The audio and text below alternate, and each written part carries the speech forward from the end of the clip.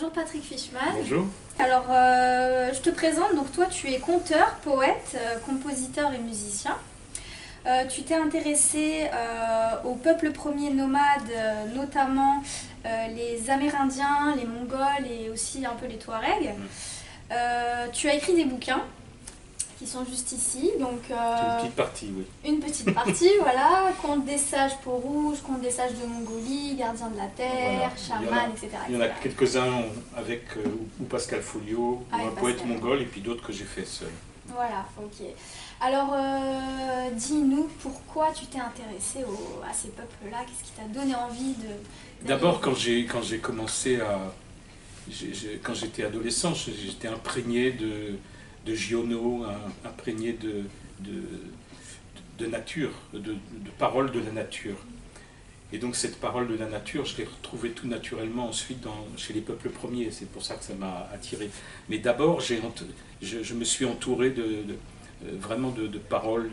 Pour moi, c'était comme Giono, Félix Leclerc, tout ça, c'est comme des bûcherons qui avaient de la sagesse. Tout ça, ça m'intéressait, ça me plaisait beaucoup. Donc j'ai beaucoup baigné dans cet univers. Ado, j'ai rencontré aussi le mythe d'Orphée, Orphée au milieu des animaux. Enfin, c'est cette façon voilà, où la nature tout est parent dans la nature. Et après, j'ai entendu ça chez les Amérindiens. Mitakuye Oyasin, ils disent tout est parent.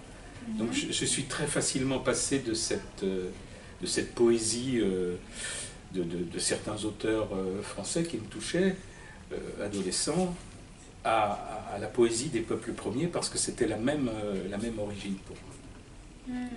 Voilà, okay. C'est comme ça que c'est passé de l'un à l'autre. En même temps,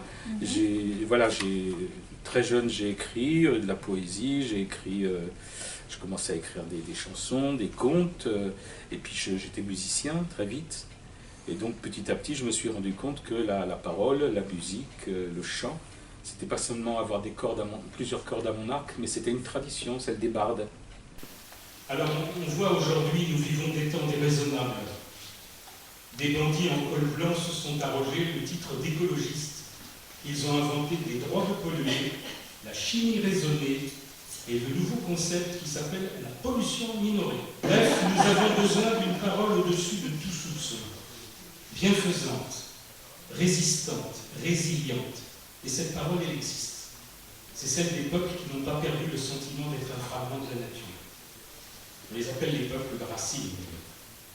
Elle est au cœur de ce thème de la résistance et elle est naturelle dans le monde des contes, puisque ceci aussi témoigne de l'unité du vivant. Dans les contes, les arbres parlent, les animaux, tout est parlé. Alors justement, les bardes, qu'est-ce que c'est? Est-ce que tu peux nous expliquer d'abord? Alors moi, c'est très récemment que je me revendique comme barde, parce qu'avant je disais j'étais conteur, musicien, chanteur, ça fait beaucoup, mais c'était voilà. Et puis c'est quand j'ai été chez les Mongols et puis que j'ai fait des choses avec eux, on a chanté, je les ai accompagnés, ils m'ont accompagné, et ils m'ont dit mais t'es comme nous, t'es un barde. Et donc je me suis senti autorisé de cette appellation, parce que mes pères PAIRS, mais peut-être aussi mes pères PERS, m'avaient reconnu dans cet état. Donc un barde, c'est à la fois quelqu'un qui conte, qui chante, qui fait de la musique, et surtout qui barate sa langue, et qui considère que quand il crée, quand il est en présence, c'est la nature qui parle, il n'est pas séparé. Il n'y a pas une question d'environnement, on n'est pas environné, on n'est pas coupé. C'est un canal en fait. On est infusé dans la nature, et cette nature s'exprime à la fois par le son. Et j'ai la chance en même temps d'écrire, et donc écrire et raconter d'une façon orale, c'est aussi marcher sur ces deux jambes. Quand on travaille l'oralité, on travaille la fluidité de la langue, et quand on travaille l'écrit, on travaille la beauté de la langue, les choix, etc. Donc tout ça, ça se nourrit et ça se répond. D'accord.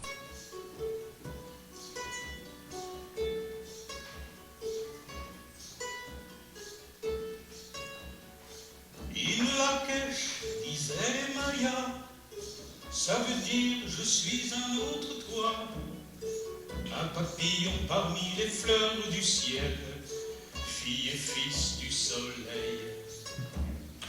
Ce lit un chant pour nous réveiller, pour nous réapprendre à danser avec les choses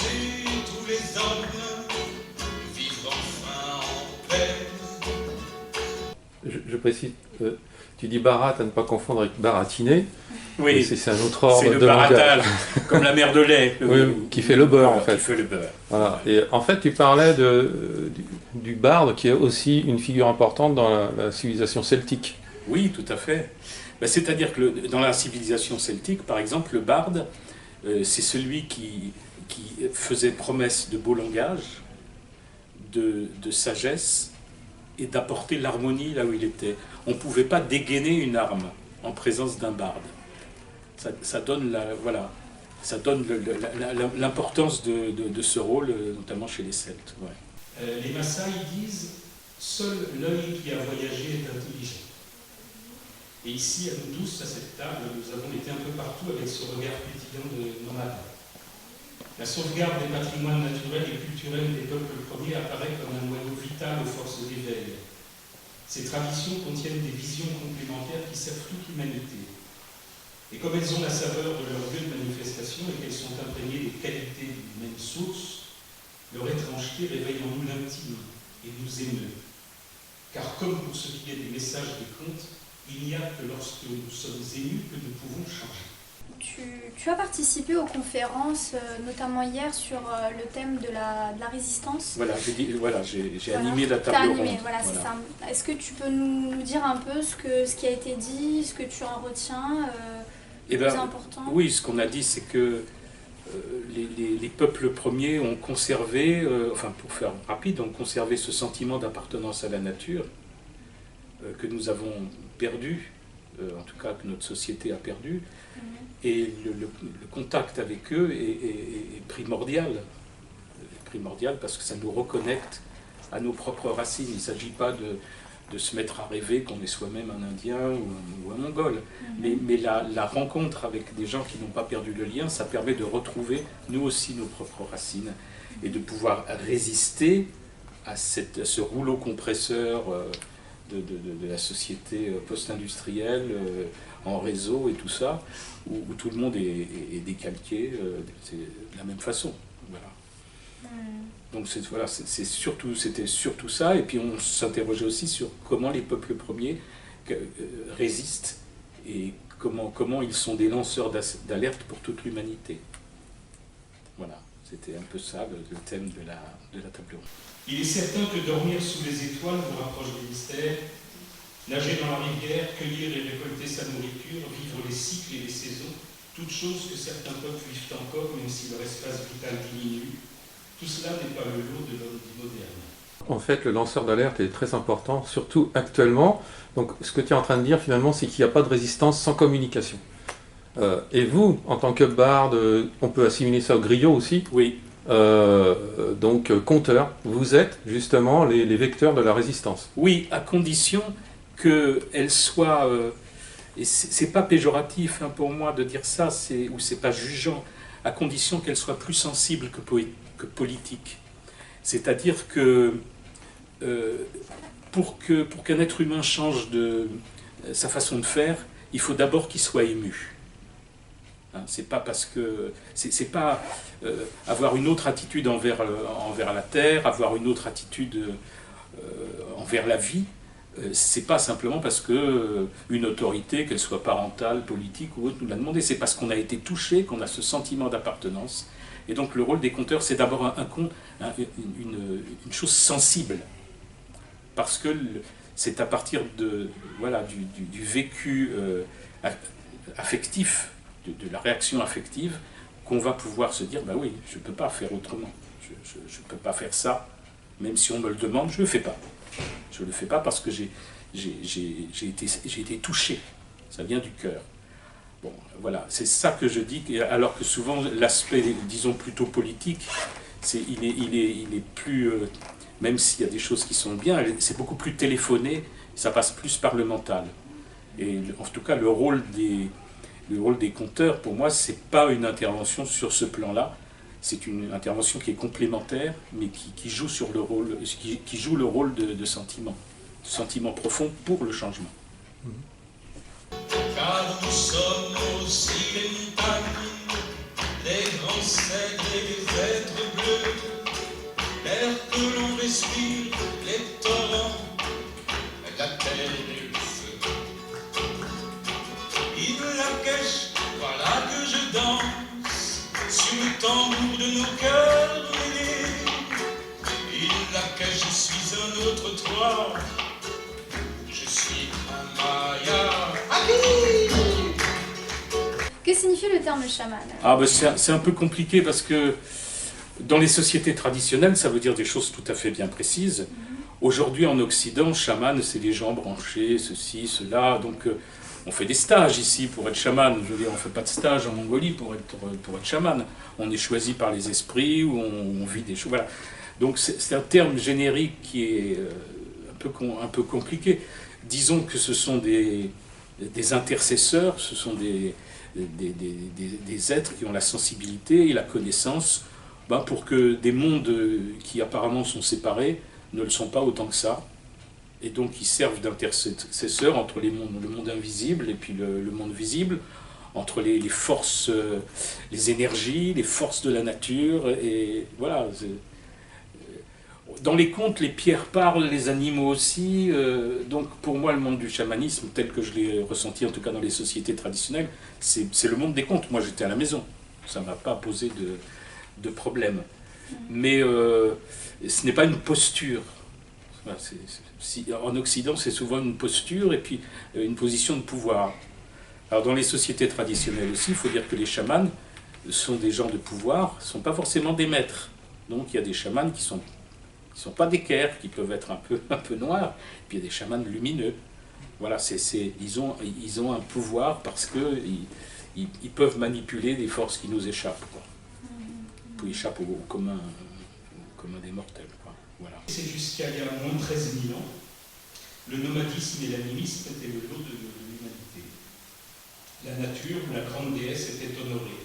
C'était le destin de tous.